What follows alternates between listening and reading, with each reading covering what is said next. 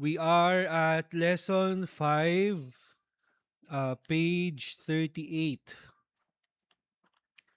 Page 38. So tayo po currently, we are at this point ng lesson na the work of Christ. We're looking, di ba natapos natin last time, lesson 4, the person of Christ. Ngayon, the work of Christ. And nakita natin dito ano yung ginawa ni Lord, ni Jesus Christ para sa atin. So meron tayong memory verse. So meron po bang nakakabisado sa memory verse natin? 1 Corinthians 15:3-4.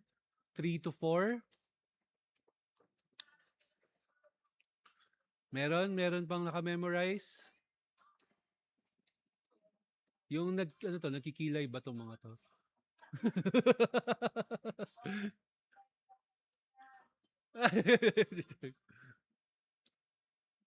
Meron? Ano, naka-memorize? 1 Corinthians 15:3-4. For I delivered to you. Meron ba? Meron? Na-deliver na? Masyadong mahaba. Di ba bin-breakdown natin to last time? So I delivered to you as of first importance, what was delivered to me, that I also received, that Christ died for our sins according to scriptures, and that he was buried, and that he was raised on the third day according to the scriptures. Si R, baka kabisado ni R. Kabisado mo R ang memory verse?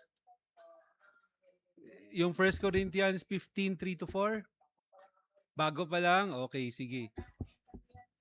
Hmm. Bigay ko assignment sa'yo, R, next week. Kaya mo? Next week? Next week tawagin kita. 1 Corinthians 15:3-4.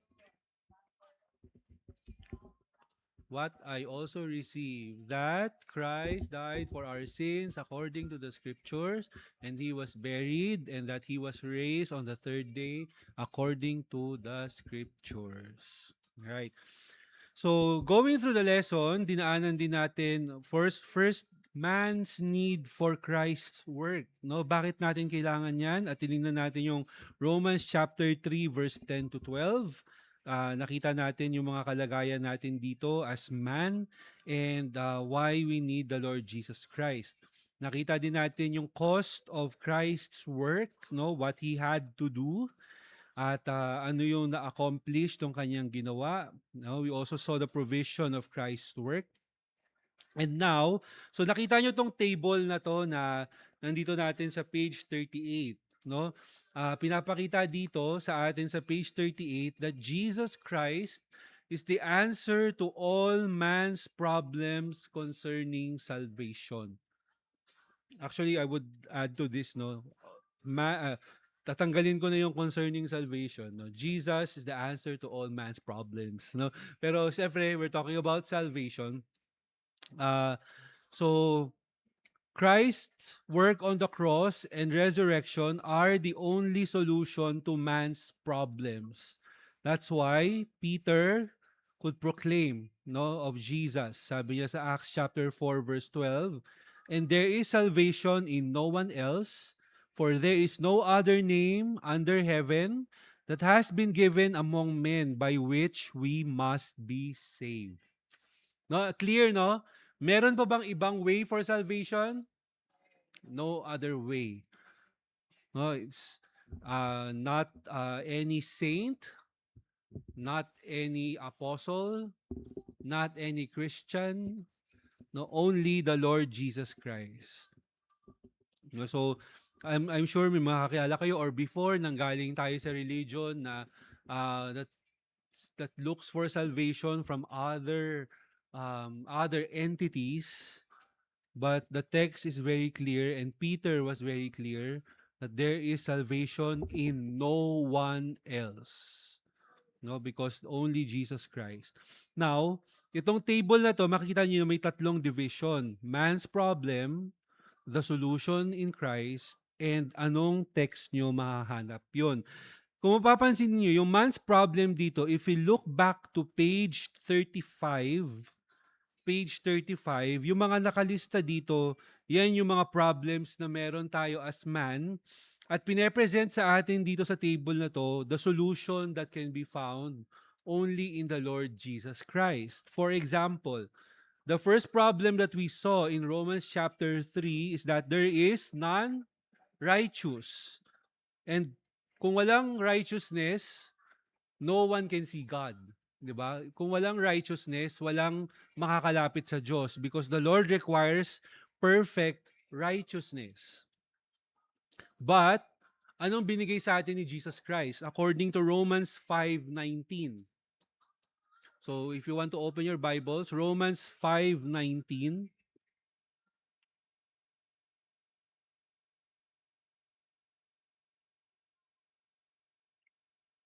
which is actually quoted in this table, no, pero it's better if you look at your Bibles. What's Romans 5:19?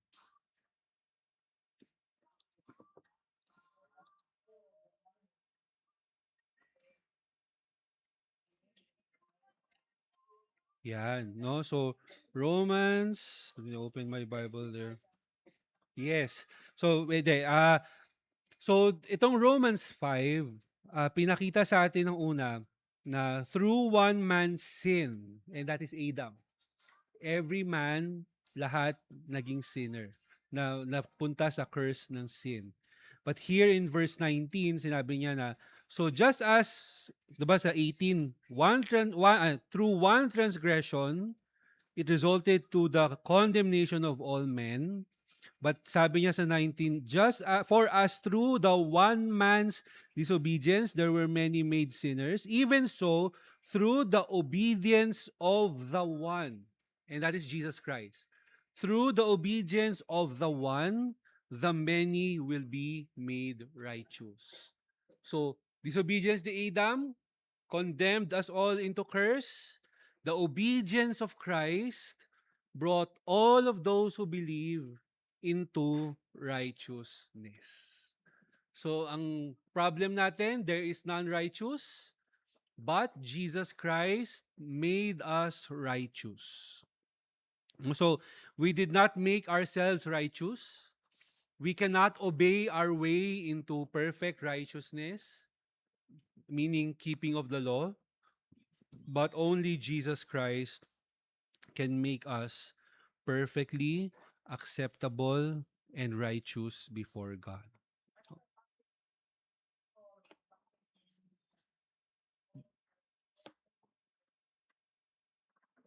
But hindi all. Kasi only those who believe.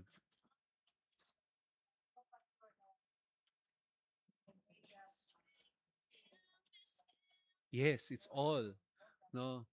Pero in the in the death of Christ, while it is available to all, the meaning if all would come to Christ, all would receive righteousness kasi his work is good for all. But only those who believe will receive that righteousness. Because those who do not believe remain in their state of curse under Adam. No? So, yun. That's why prior to this chapter, in Romans chapter 3 verse 21 hanggang chapter 4, di ba inaaral natin sa book of Romans na salvation is by grace through faith. Salvation by faith alone. So, that's why we are being called to believe in the Lord Jesus Christ. Yes. Yes, 'di ba? So all have sinned and fall short of the glory of God, Romans chapter 3, Romans chapter 1, 'di ba na the wrath of God is revealed against all unrighteousness and ungodliness of men. And so pagdating sa Romans chapter 3 verse 21, sinasabi dito yung my faith, those who believe. And even in Romans chapter 1 verse 16, 'di ba? For the gospel is the power of God for salvation to all who believe. Who believe. No, to the Jew first and then to the Greek.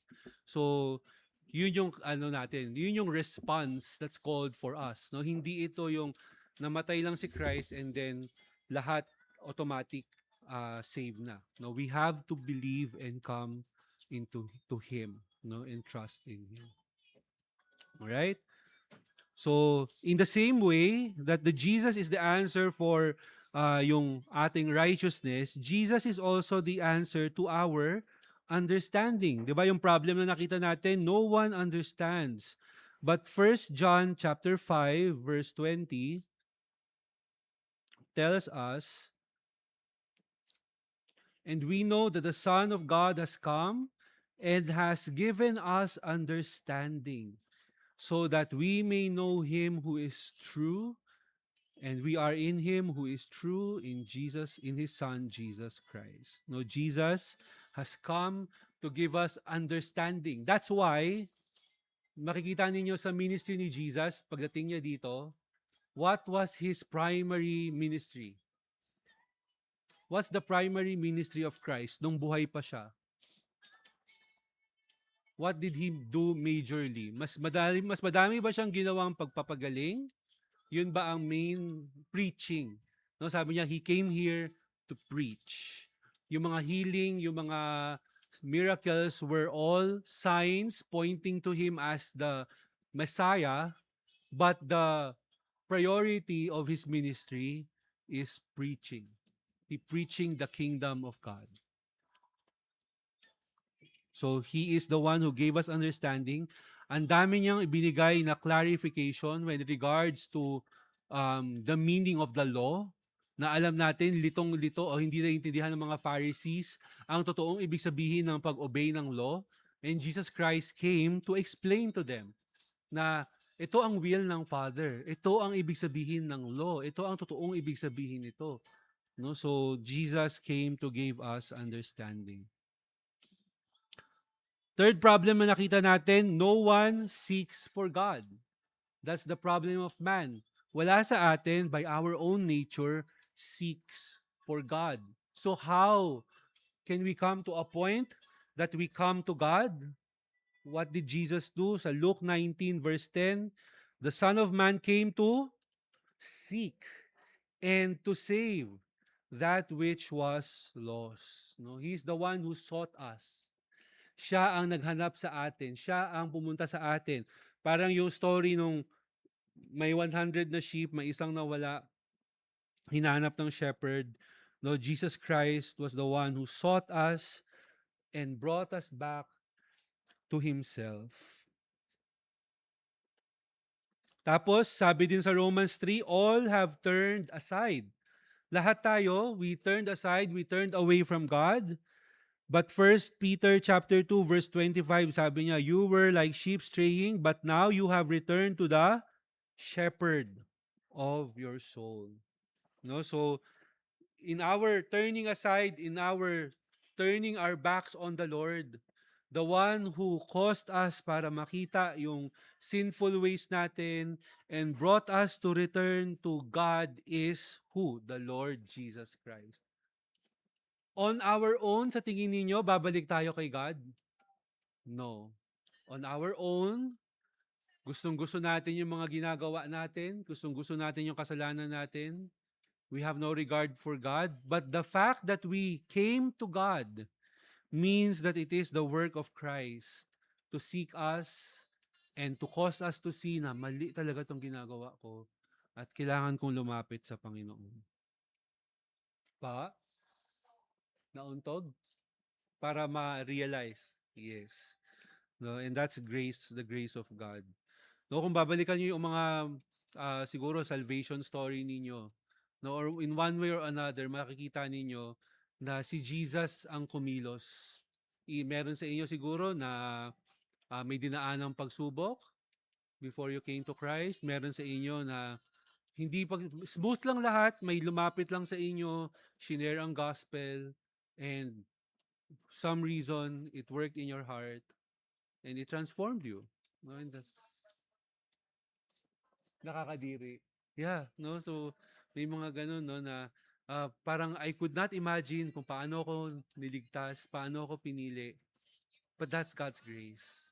No, na grabe. He's able to save even from the uttermost. Kahit pa gaano kalayo, gaano ka rebelde, gaano kadilim ang past natin, when Jesus seeks us because He is, alam na natin lahat ng character niya, omniscient, omnipotent, omnipresent, gracious, loving, merciful. So kahit gaano pa kadilim, kalalim ang pinanggalingan natin sa time natin ng makasalanan tayo, Jesus was able to reach us, save us, and bring us into Himself. No, grabe ang work ni Christ para sa atin. Sabi din dito, man's problem, number 6, none do good. Walang gumagawa ng mabuti, nakatanggap-tanggap kay Lord. Diba, alam nyo yung isang text, I think is Jeremiah ba yun, Isaiah, na all our good works are like filthy rags before the Lord. Wala tayong magawa na kahit ano na acceptable sa Kanya. But, when we were saved through Jesus Christ, sabi dito sa Ephesians chapter 2 verse 10, we are His workmanship created in Christ Jesus for good works. Now that we're saved, our good works give glory to God. Hindi na siya filthy rags. Pleasing na siya kay God. That's why we pursue doing the good work that God has given us. At ang clarification lang natin palagi, our good works does not save us.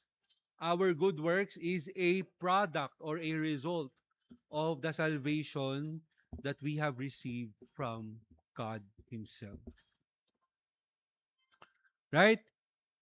Letter B, nakita natin, we were slaves to sin. And understand natin yan, naiintindihan natin yan, and attach natin yan kanina sa preaching. But Romans chapter 8 verse 2, what did it say? Jesus has set you free from the law of sin and death. Meaning, we are no longer slaves of sin. Pag slave, di ba ibig sabihin, pag inutusan ka ng sin, kailangan mong sundin kasi slave ka niya. But ngayon, you are no longer slave to sin, meaning, magta-try pa rin mag-utos yung kasalanan, magta-try pa rin magsabi, o magalit ka dyan, o sabihan mo na sama, o mag-away kayo. But now, because we are no longer slave to sin, what can we say? Pag sinabi ng flesh natin na, uy, labanan mo yan, uy, gawa ka na masama, we can say, no. You're not my master. Jesus is my master. And so I will obey what Jesus has commanded me. Man's problem, letter C. Nakita natin lahat tayo, we are facing death. We are headed to destruction. But John 5:4 says, He who hears my word and believes in Him who sent me, ano daw meron sa atin? Eternal life. Ang eternal life, kailan natin nakuha?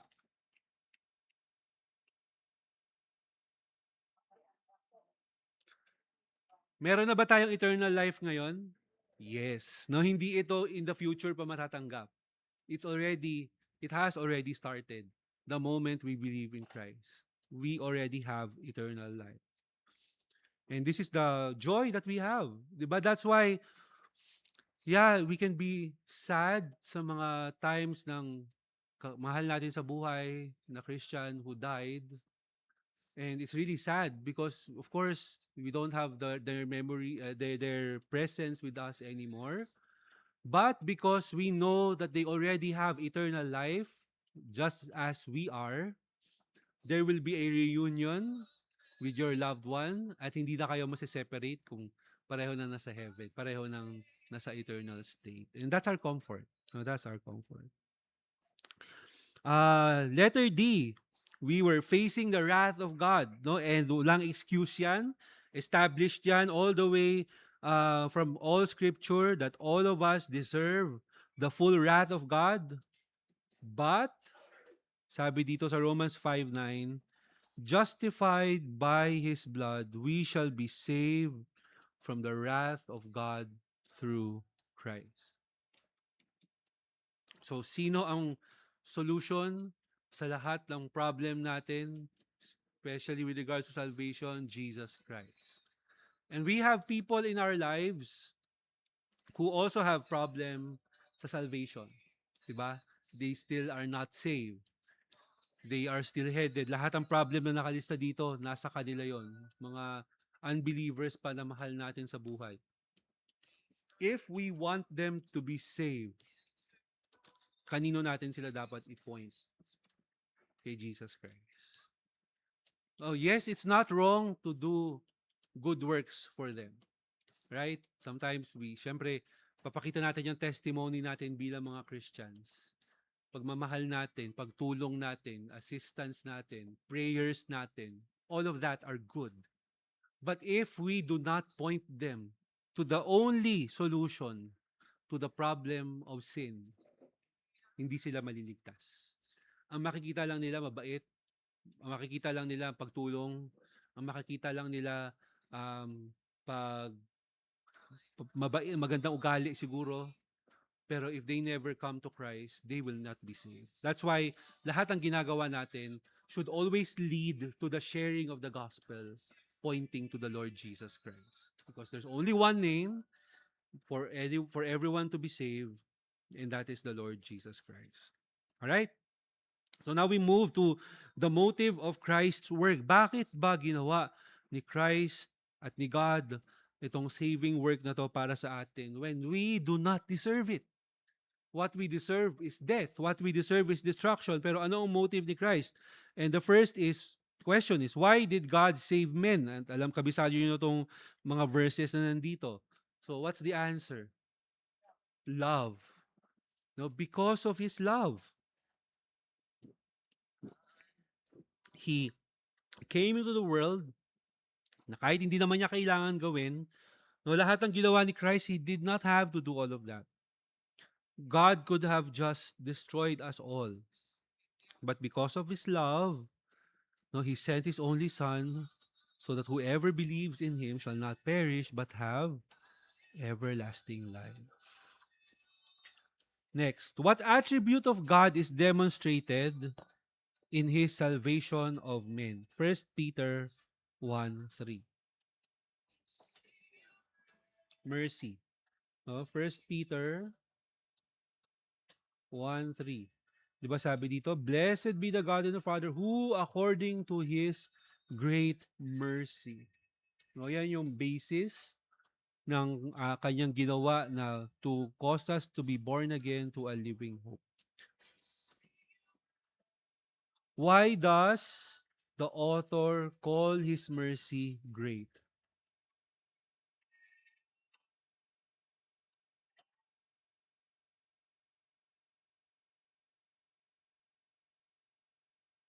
Bakit kaya kailangan? Hindi na lang sinabi, because of His mercy.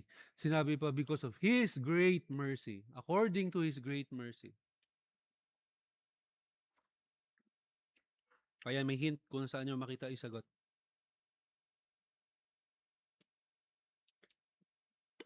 Why?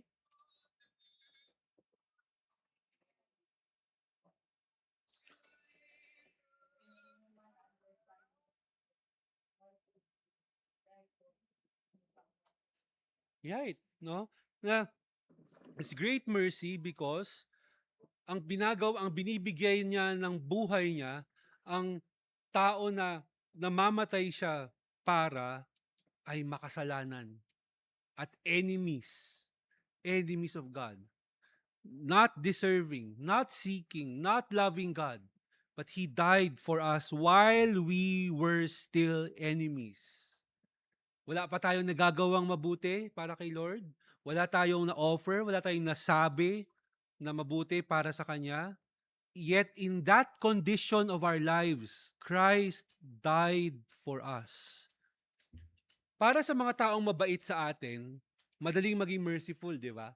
Sa mga tao na kasundo natin, ang daling maging merciful. Pero sa mga tao na hindi tayo kasundo, sa mga tao na kaaway natin, it's hard to be merciful. But Christ, even though tayo ay rebelde sa Kanya, even though tayo ay gumagawa ng masama, so isipin nyo ulit yung time na sinasabi nga ni Sister Rose kanina, balikan mo yung life mo dati nakakadiri. Yun exactly yung time that Jesus Christ died for you, even when you were like that. And it's great. That's why the mercy is great. No, the expression na pinapakita doon is, despite how undeserving I am, Christ loved me so much so as to die for me according to His great mercy. And seeing this, yan din yung magdadala sa atin so that we would have mercy to others. In the same way that while we were so evil, Christ died for us. And this is the same calling for us na may mga tao na maybe we consider evil in our lives, nagpapahirap sa atin, gumagawa ng masama sa atin. Yet Christ calls us, love your enemies, be merciful. No? So we are to show mercy. Now, the resolution and the continuation of Christ's work. Christ's death on Calvary finished His redemptive work for man. But, doon ba nagtatapos ang salvation story natin? Salvation story does not end there. The grave could not hold Christ. He lives and continues the work that He began for us. Meaning, after saving us, is Jesus continuing His saving work until now? Yes. He's continually saving us. And what do you call that present condition of salvation? Ano yung tawag natin doon? Ano yung term natin para dyan? Yung sanctification. No, sanctification. That Jesus is until now, 'di ba, ang past na ginawa niya, we called it justification. He has justified us, made us right before God. In the present, the Lord is still saving us because there are still sins in our lives na kailangan mapatawad, malinis, mabago. And that work is called sanctification. No, He is sanctifying us. So, tignan natin sa Romans chapter 1 verse 4. Romans chapter 1 verse 4. Oops. O sabi dito, who was declared the Son of God with power by the resurrection from the dead, according to the Spirit of holiness, Jesus Christ our Lord. The point of this is, after Jesus Christ died, He did not remain dead. He rose again. And when He rose again, God gave Him all the power and authority, no, to rule over the world. Next, after Christ made purification of sins, in Hebrews 1:3, how was He exalted?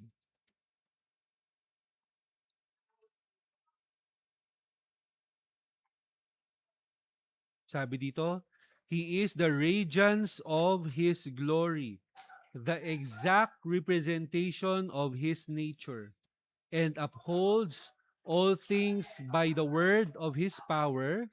And when He had made purifications of sins, what did He do? He sat down at the right hand of the Majesty on high. No? What did Jesus do after he made purification of sins? What did He do? He he sat down, no, on the Majesty on high.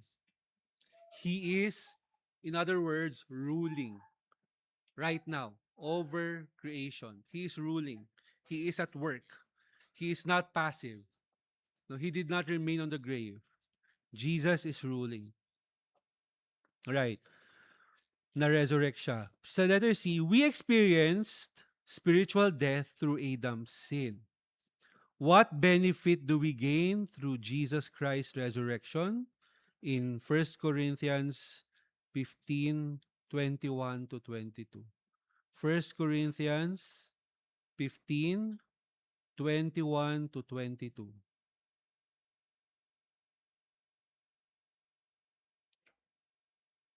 For since by a man came death, by a man also came resurrection of the dead. For as in Adam all die, so also in Christ all will be made alive. So, ano ang na-experience natin? Ano ang benefit natin sa resurrection ni Christ? We are also all made alive. We will also be resurrected. There is a resurrection for us, and that is comfort, right? That's comfort. That's resurrection to eternal life. So, and we praise God for that. The Bible, sabi dito sa nakabox, no, refers to Christ's resurrection as the first fruits. Naalala nyo na, pag-aralan natin to, yung tungkol sa first fruits. The first fruit is, yes.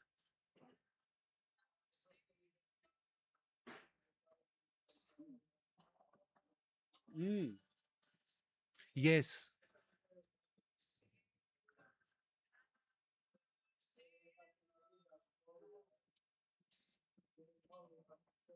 Yes.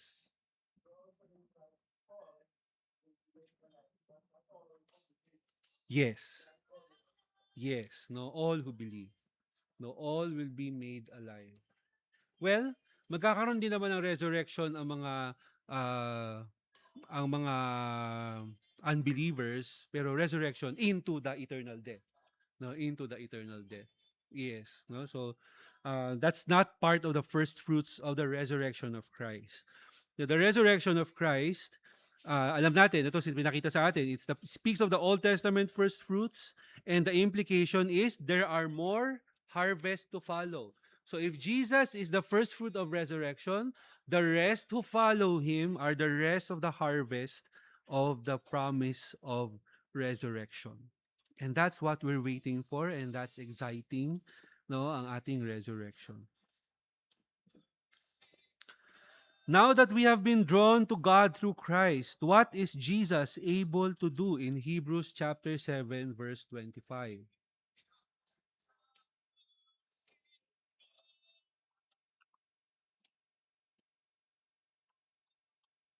Yeah, and therefore he is able to save forever those who draw near to him. What does Jesus do? Since he always lived to make intercession for them. In other words, Jesus is praying for us.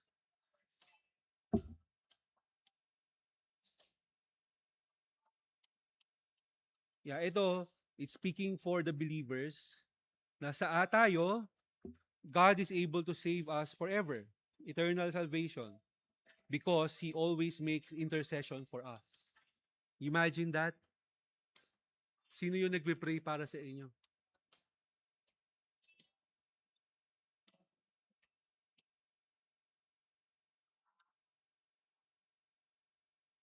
Yes. Yes. Precisely, no? Because Jesus is still continually working for our salvation, for our continuing work of salvation. Mm,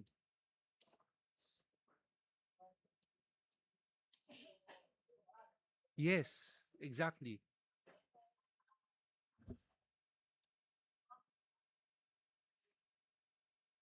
Oo, oo. Pwede natin masabi na si Jesus ang humahawak sa atin, interceding for us so that we would continue, remain in the Father, overcome our sins. No, that's what Jesus doing for us. Mm,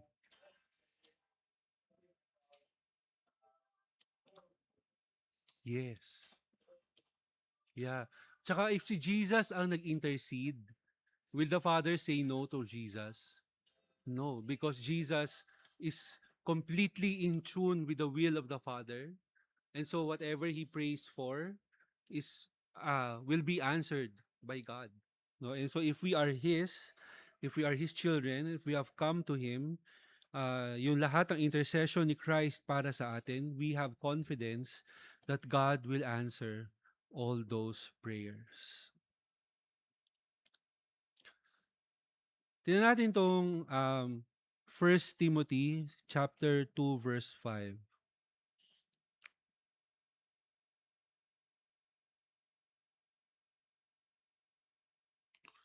First Timothy chapter 2 verse 5. There is only one God and one mediator between God and men, the man Christ Jesus. Ano yung role na exclusively for Jesus lang? The being the mediator. Mediator between man and God. There is no other mediator. No, meron sa ibang religion, co-mediatrix ang tawag nila. Intercession ni Mary, no. There is only one mediator, and that is Jesus Christ, our Lord.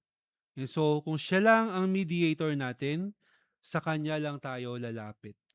Sa Kanya lang tayo magtitiwala. Hmm? Tala? Okay. Lastly, when Jesus was going to leave, what did He promise He would do for us? John 14:3.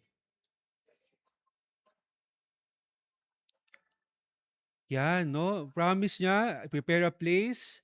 I will come again and receive you to myself, that where I am, there you may be also. Are you still looking forward to this? This is what we are all looking forward to. That's why, yung aral natin sa Revelation is reminding us na hindi natin iset ang hope natin dito sa world, hindi natin iset ang affection natin dito sa world, hindi i-lay up ang treasure dito sa world, kundi everything we set our eyes on things above, set our minds on things above. We store up treasures in heaven because we know that's where we will be. Ha? No, balik ka na Lord. We're excited and we're waiting. So this is the work of the Lord Jesus Christ. From the beginning of our salvation to the continuing of our salvation and to the eternal completion of our salvation, si Jesus Christ ang gumawa lahat para sa atin. And praise be to God, no, for the Lord Jesus Christ. So sa application, when some people are confronted with the reality of who Christ is, they realize that they have made a terrible error in what they believed or how they live. They are deeply convicted in their hearts in the same way as the men in Jerusalem when their eyes were open to the truth. No, sabi sa Acts 2:37, when they heard this, they were pierced to the heart and said to Peter and the rest of the apostles, "Brethren, what shall we do?" So tayo, we are presented with the problem of man. At we are also presented with the saving work of the Lord Jesus Christ. Ang tanong sa atin, what have you done? Have you believed in Christ or what can you do if you're not yet saved? Sabi dito, in your heart, acknowledge that you have sinned and are not acceptable to God. Repent and call upon the name of Jesus to save you. Seek forgiveness through his blood shed for you. Acknowledge that he is the rightful ruler of your life. And thank God for his love and his grace. Ha? Mahaba. Yeah. That's the gospel. No, basically, this book presented to us why we need salvation, the gospel, and how God through Christ saved us.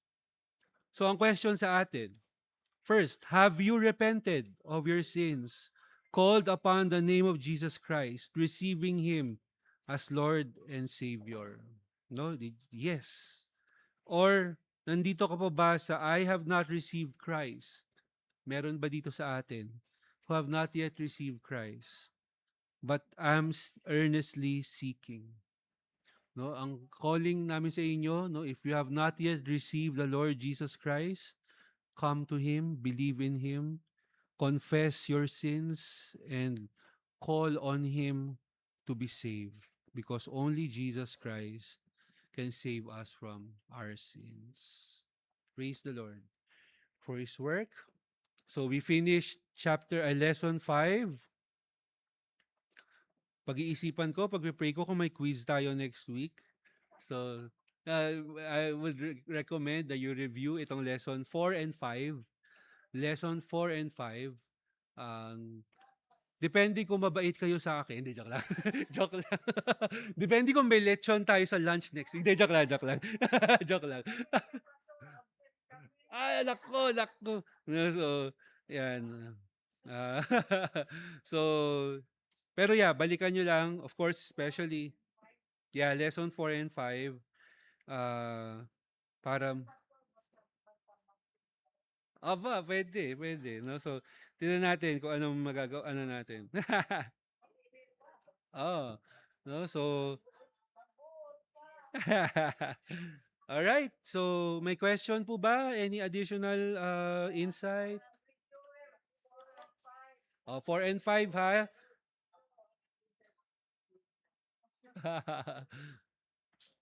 Alright, walang question? Okay, praise the Lord. Sige, let's close in prayer.